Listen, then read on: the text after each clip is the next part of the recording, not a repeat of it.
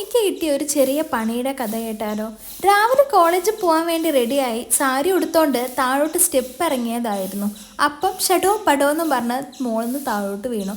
കാര്യമായിട്ടൊന്നും പറ്റിയിട്ടില്ല, എന്നാലും ചെറിയ ഫ്രാക്ചറും കാര്യങ്ങളൊക്കെ ഉണ്ട്. അനിതേച്ചി ഇതാ നന്നായിട്ട് മുറിവെണ്ണ പുരട്ടി തരിക കേട്ടോ. ഹോസ്പിറ്റലിൽ പോയിട്ടുണ്ടായിരുന്നു, എക്സ്റേ എടുത്തു. കാല് മൊത്തമായിട്ട് ചതഞ്ഞിരിക്കുക എന്ന് പറഞ്ഞിട്ടുണ്ടായിരുന്നു. പക്ഷെ അടിയിലാണ് ചെറുതായിട്ടൊരു സ്ക്രാച്ച് വന്നിട്ടുണ്ട്.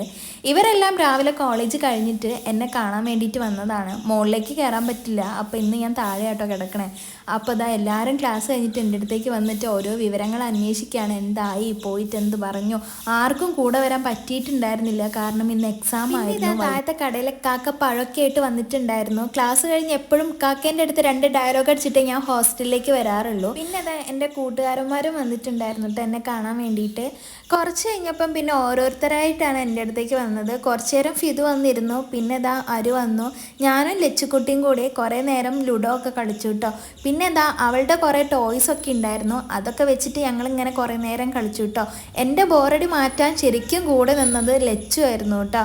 പിന്നെ ഇതാ രാത്രിയായപ്പം അനുവും ഫിദും കൂടിയാണ് എൻ്റെ അടുത്തേക്ക് കിടക്കാൻ വന്നത്. ഇനി നാളെ രാവിലെ നേരെ വീട്ടിലേക്ക് പോവാം. Bye bye.